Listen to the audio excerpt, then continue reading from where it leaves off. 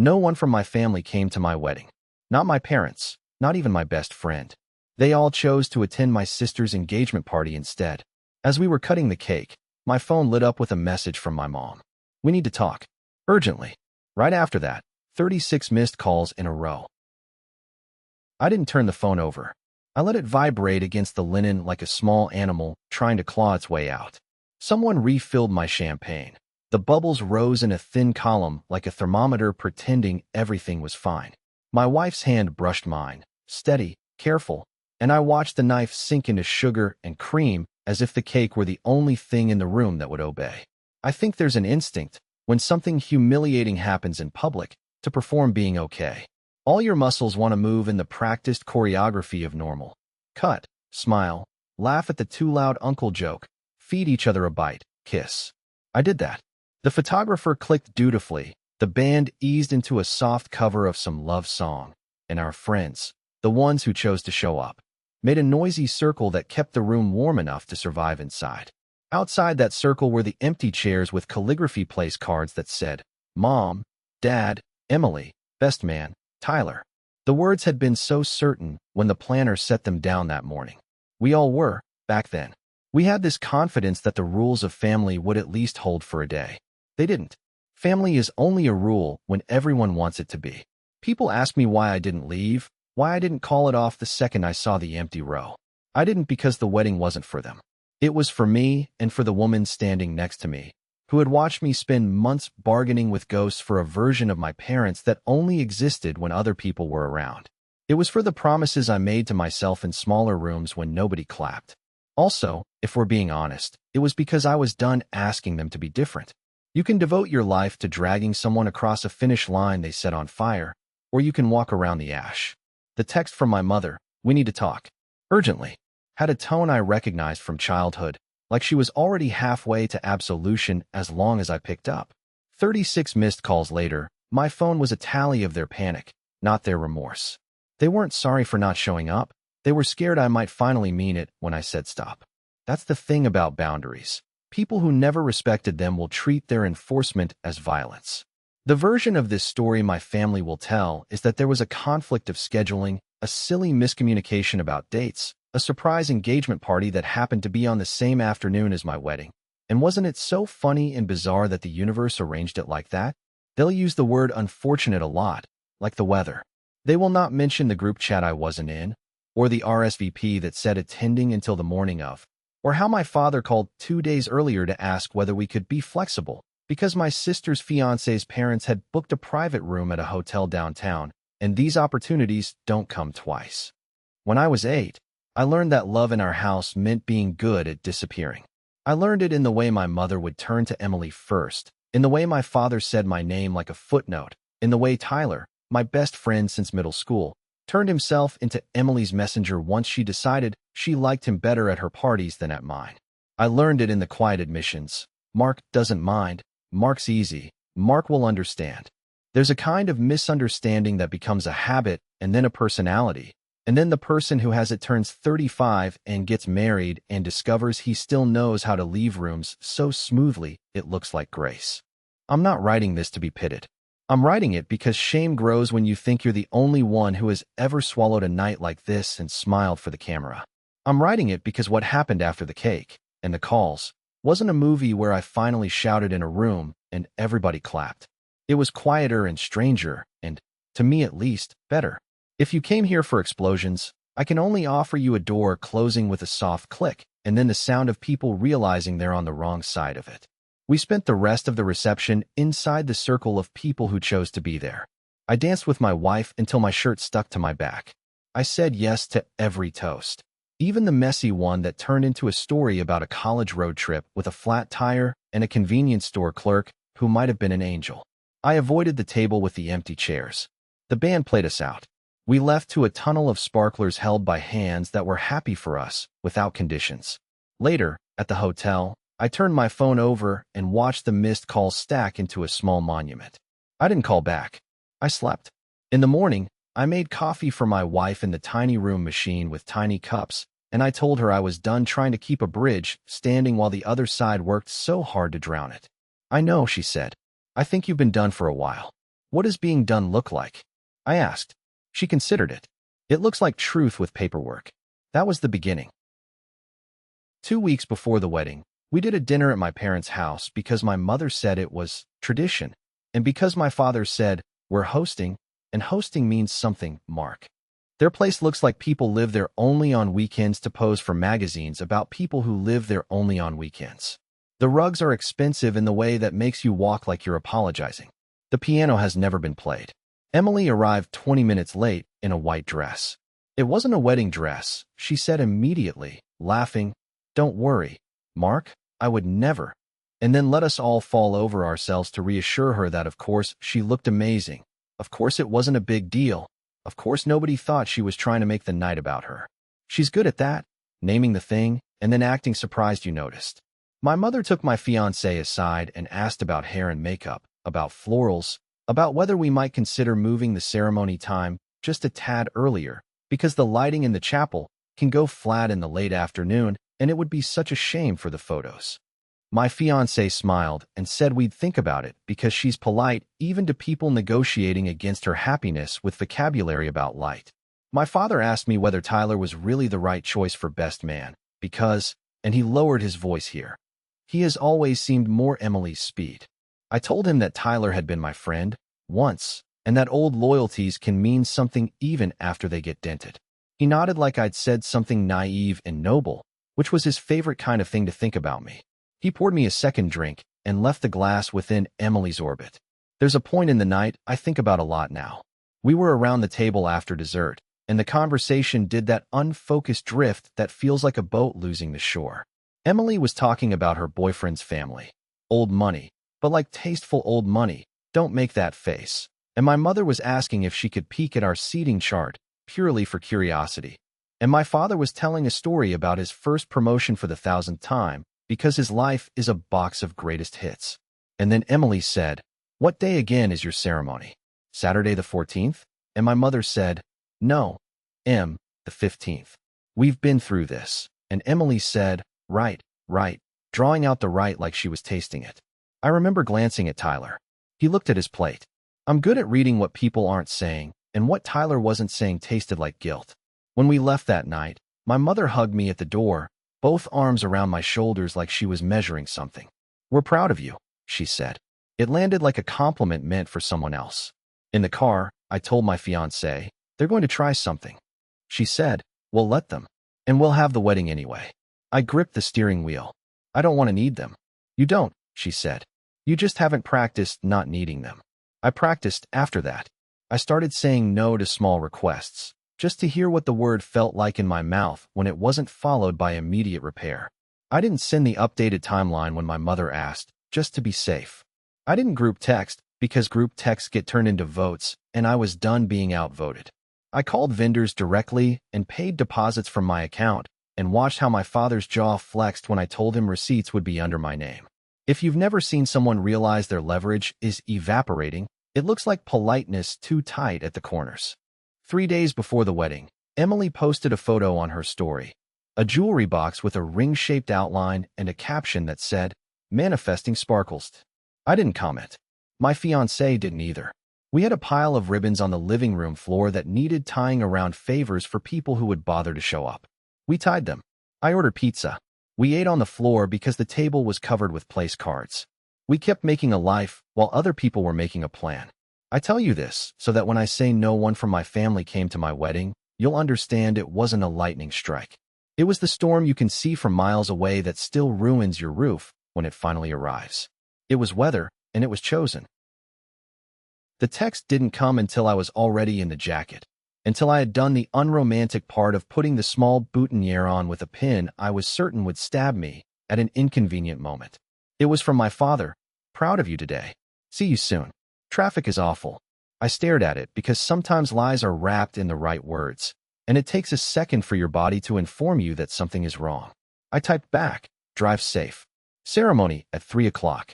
Photos at 2 o'clock. If you're running late, skip photos and head straight to seats. No stress. The last 2 words were for me. I put the phone down and recited the small rules I made to survive the next hours. Breathe out longer than you breathe in. Touch the wood of the door. It's solid. Look at your wife. Not at the door.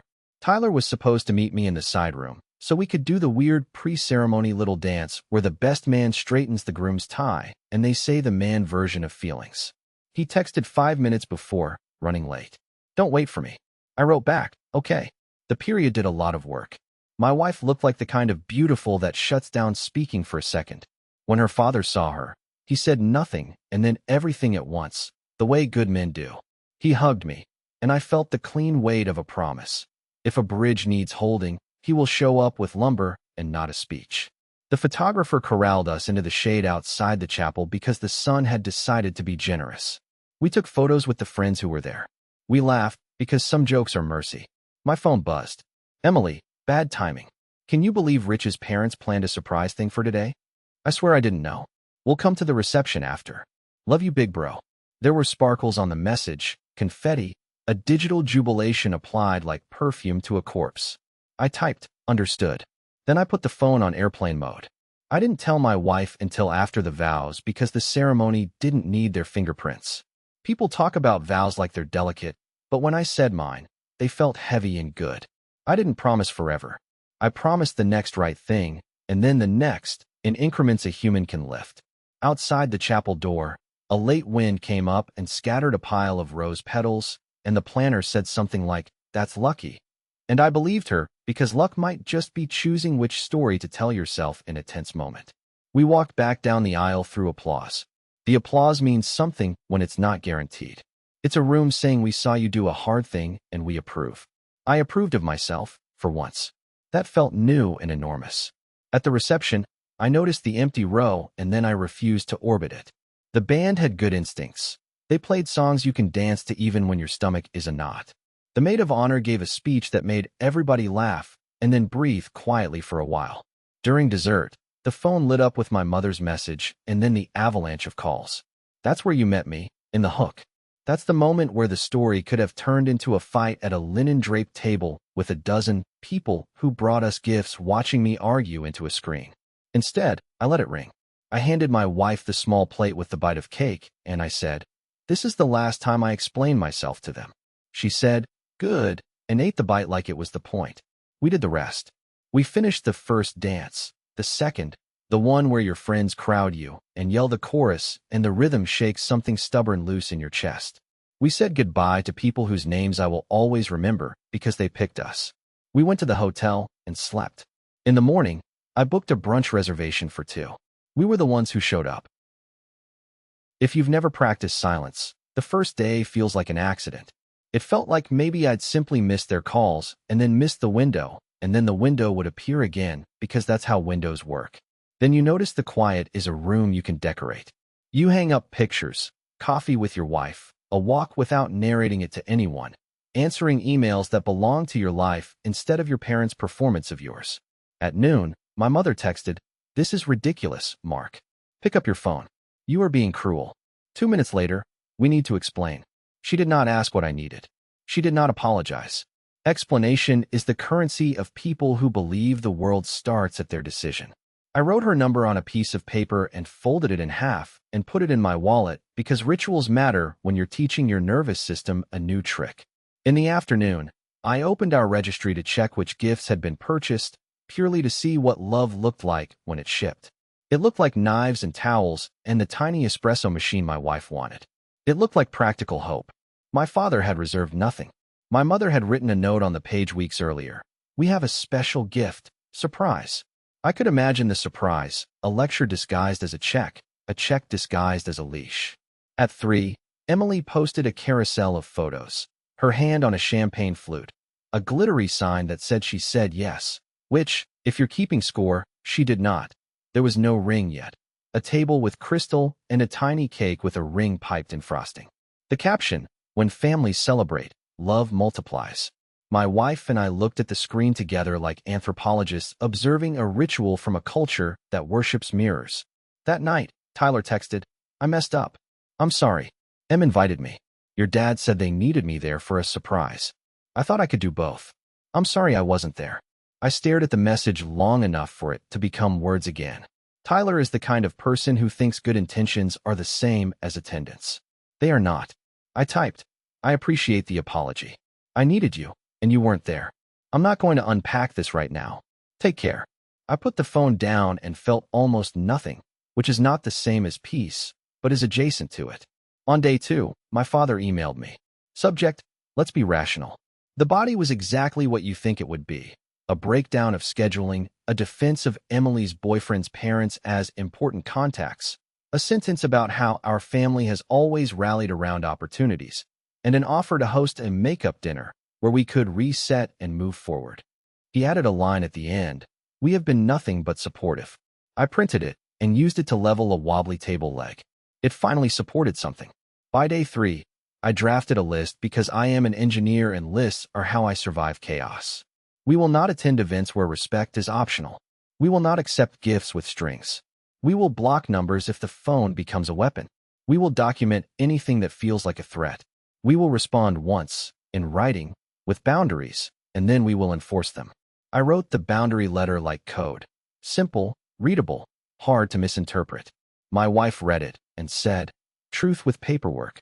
We printed it on plain paper, signed both our names, and sent it by certified mail because I wanted a green card that proved that, on a certain date, reality was delivered to their house, and somebody had to sign for it.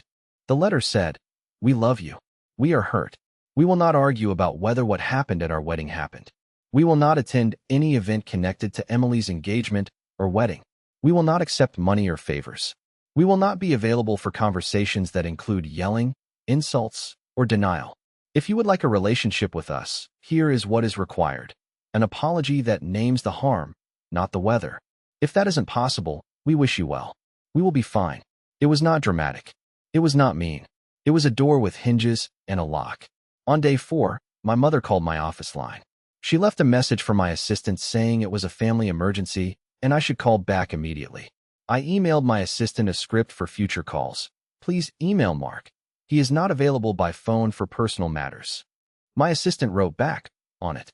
The relief I felt was disproportionate but honest. Systems are love letters to your future self. On day 5, Emily's boyfriend proposed. I know because there was a ring and a video and a caption that said he did it. The most magical weekend ever. I also know because my mother texted a photo of Emily holding out her hand and wrote, "We'd love for you to be part of this. Family is everything." I didn't reply. Silence is only rude if noise is owed. On day 6, Tyler came by my apartment. I didn't buzz him in. I spoke through the intercom because doors are technology for a reason. He said he wanted to make it right. I said, "You can't make last Saturday happen again." He said, "I'll talk to Emily." I said, "Please don't on my behalf." He said, "You're being unforgiving." I said, "Maybe. Or maybe I've forgiven and I'm choosing consequences." He said nothing for a long time, then said, "I miss my friend."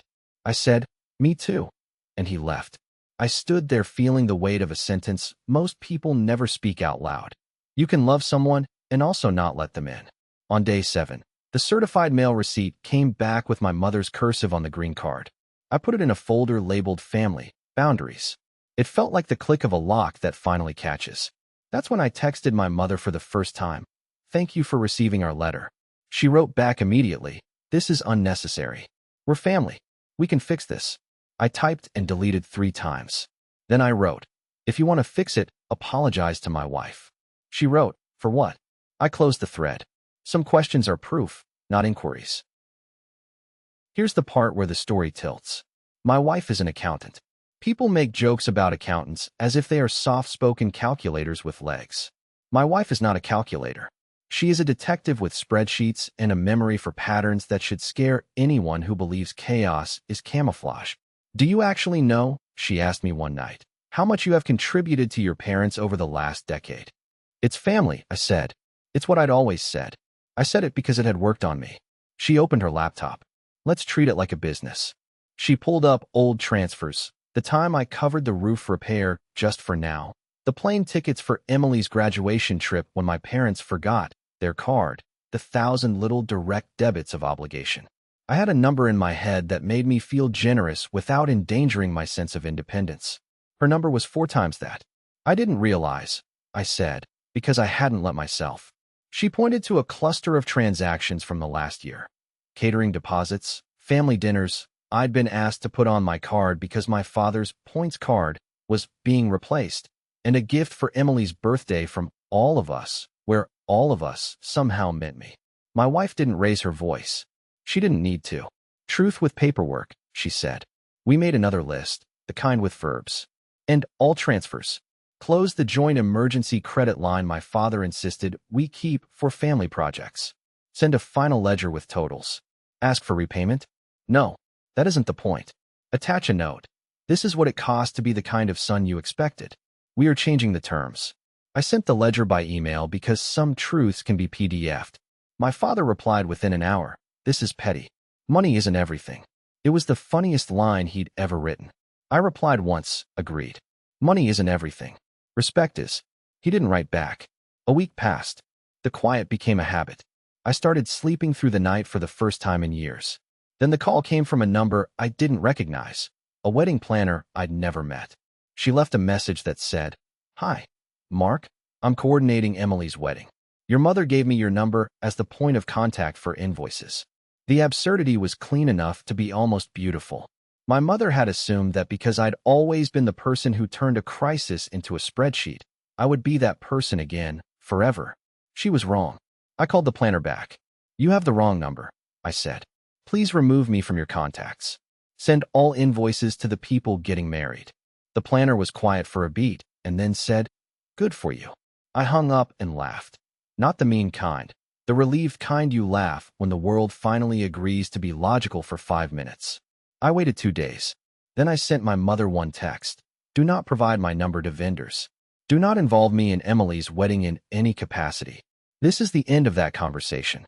She replied, "You're being dramatic." I put the phone down and let the word bounce off the walls of a life where drama had finally been evicted. The envelope was thick and white and expensive. Emily has taste that looks like cost. My wife and I stood at the kitchen counter and opened it together because we were past pretending that rituals don't matter. The card inside had gold edges and a script font that made everybody's names look like they'd been rich for generations. We were invited as beloved family. There was a line at the bottom, "No gifts. Your presence is present enough." I almost admired the elegance of the lie. My wife held the card like evidence. "We should RSVP," she said. "How?" I asked, though I already knew. She smiled a little. "Truth with paperwork." We wrote, "Regretfully decline."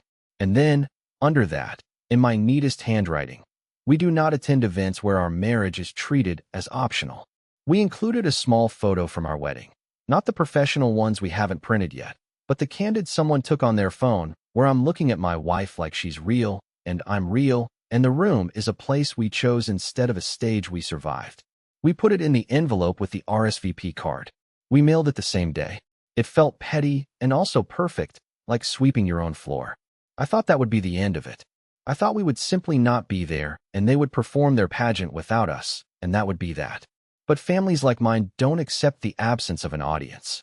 A week later, my father called from a different number, a tactic he uses the way a teenager uses a burner account. I answered because sometimes you have to look at the storm to know it isn't new. He didn't say hello. He said, "You need to stop this nonsense and come to your sister's wedding." "Which nonsense?" I asked. "I've learned to request specificity. It's a solvent for manipulation." "The financial theatrics. The letter. The cruelty." "You mean the boundaries," I said. "I mean the disrespect," he said.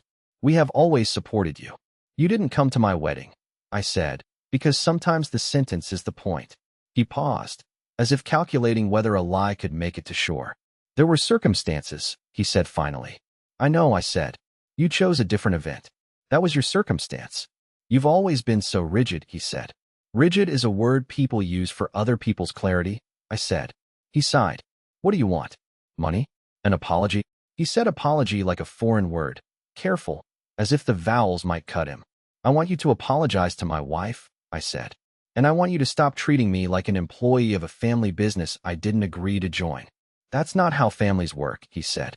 "That's exactly how ours has worked," I said. "I'm resigning." He laughed, a short, ugly sound. "You're going to regret this," he said.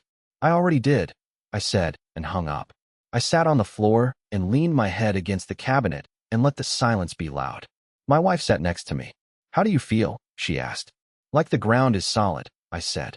"And also like I'm standing on a new planet." I told you at the beginning this wasn't going to be a movie with a big confrontation where I burn a bridge in front of a cheering crowd. That's not my style. And anyway, people like my parents are not scared of flames. They're scared of paperwork. They're scared of being seen at scale. The plan came together the way good code does. Simple functions that each do one thing well. My wife and I made a list of what mattered to us. We won't fight in their rooms. We'll use public facts. We'll be kind. We'll be clear. We'll be done. Emily's wedding website went live. It had a love story I recognized only as fiction. Our families have always been our greatest supporters. There was a gallery of engagement party photos with a date stamped under them, the date of my wedding. They didn't even hide it. I built a small site. It wasn't vindictive, it was documentary. The homepage had 2 photos side by side, our empty family row and Emily's engagement cake on the same day. The caption, 2 events, 1 family, 1 choice. There was a page titled Timeline with screenshots of texts, names redacted except mine, and certified mail receipts with dates. There was a short letter, the same one I'd sent, explaining our boundaries. At the bottom, a sentence, we wish the couple well. We will not be attending. I didn't post the link publicly. I sent it, privately, to the people who had asked me what happened, the old aunt who called me after the wedding and whispered, "Are you okay?" The cousin who texted me, "Your mom says you overreacted." Tyler, my father's brother who has always been kind in a way that feels expensive. I wrote, "I don't want rumors to write our story. This is what happened. This is what we're doing. Please don't reply unless it's with kindness. I won't read anything else." Then I closed my laptop and went for a walk. The air had the kind of chill that suggests the world is rotating on schedule. The responses came slowly and then all at once. The aunt wrote, "I'm so sorry. I didn't know. Your grandmother would be furious on your behalf." The cousin wrote, "I didn't realize the date was the same. That's wow. I'm sorry." Tyler wrote, "I read it. I have no defense. I'm going to step back. If you ever want to talk, I'll be here." My father's brother wrote nothing but sent a photo. Him and his wife at a restaurant, holding up champagne glasses with a caption, "To the 2 of you. Proud." Sometimes the right people are quieter than you expect, and better. I didn't send the link to my parents.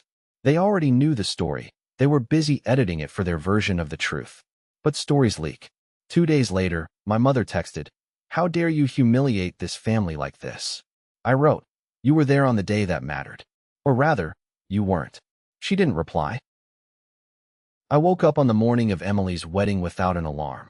My wife was already making coffee. The smell moved through the apartment like a blessing you don't have to earn. We did not dress in formal clothes. We put on jeans and walked to the farmer's market because fresh peaches arrived with a sign that said last of the season, and I believe in reading signs without making them into prophecy. At noon, my phone buzzed. A number I didn't know. I let it go to voicemail. Then a text. "Hi, I'm the coordinator. Your mother asked me to check whether you're on your way. The ceremony is at 1:30. The audacity was almost impressive. I typed, "Please remove my number. We will not be attending." She wrote back, "Understood. Good luck with everything." I smiled because kindness in a hard moment is a miracle I will never stop appreciating. We ate peaches over the sink. Juice ran down our wrists. We laughed. We kissed with peach on our mouths like teenagers. At 1:25, my wife took my hand. "Ready?" she said. "For what?" I asked, though I had planned this with her, though we had rehearsed it in our heads until it wasn't scary. "For truth with paperwork," she said. We walked to the small courthouse 10 blocks from our apartment. The clerk looked at us over his glasses. "How can I help you?" he asked. "We're here to file a change," I said, and slid the papers across the counter. He flipped through them. "All in order," he said. "Stamp, stamp, stamp. Congratulations. We left with a new name for me, not a different last name. That's not the point of this story. A hyphenated one, my wife's and mine, the kind of name people will complain about when they have to fit it on forms. I wanted the complication. I wanted to write my life into the bureaucracy in a way that would remind me, every time I typed it, that I chose something with someone who chose me back. I texted a photo of the document to the small circle who knew. The aunt sent a string of hearts. The cousin sent a peach emoji. My father's brother wrote, "Perfect." We went to lunch. We didn't check our phones. We ordered dessert first. We paid the bill without calculating whether that would impress anyone at a table where love is measured in grand gestures. We walked home past a church where a different wedding was emptying out, people in suits hugging on the steps. Good for them, I thought. I didn't feel jealous. I felt like I was watching a movie that wasn't mine, and I liked my movie better. That evening, around the time Emily would have been dancing under rented lights while a DJ mispronounced the last names, I uploaded a single photo to our small site. Two hands holding a piece of paper with our hyphenated name on it. Our wedding date, the date of the change. The caption, "We keep choosing each other." I didn't send the link to anyone new. I didn't need to. The people who understood already did. The people who didn't would not be convinced by evidence. That's the thing about belief systems built on favors. You want to know if they apologized. They didn't. You want to know if I miss them. I do, but not the real them. I miss the version I kept building in my head like a sandcastle no tide could respect. Grief for imaginary people is still grief. It just weighs less once you put it down. A month after Emily's wedding, a package arrived with no return address. Inside was a photo of my parents on their wedding day, and a note. They were kinder once. Maybe they can be again. No signature. I think it was from my father's brother. I put the photo on a shelf not because I want to be haunted, but because I refuse to let bitterness curate my home. Tyler sent a card. "I'm in therapy. I don't expect anything from you. Thank you for making a boundary I could see." I wrote back, "I appreciate you doing your work. I wish you well." It felt like closing a chapter with a light hand. My wife and I started a Sunday ritual. Coffee on the fire escape, a list of the week's small wins, a 5-minute silence where we look at the sky. It sounds like nothing. It is everything.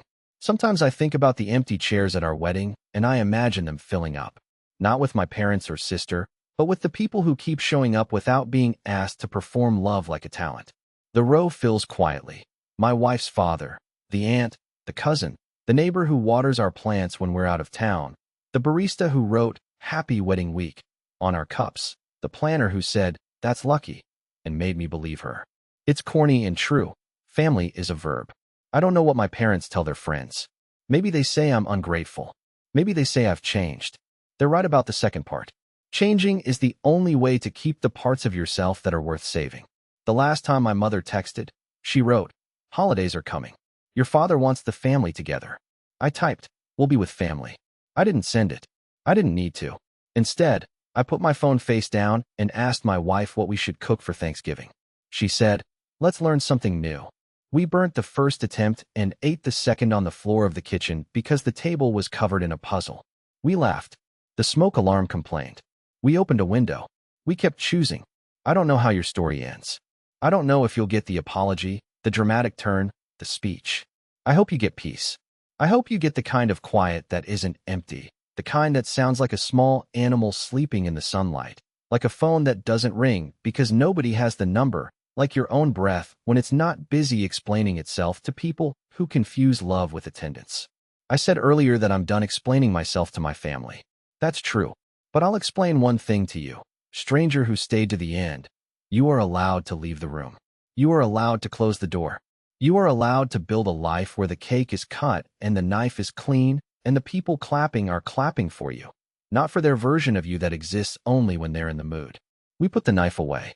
We finished the cake over the next week, one small slice at a time at the kitchen counter, sticky forks, midnight, no witnesses. It tasted better without the performance. Most things do.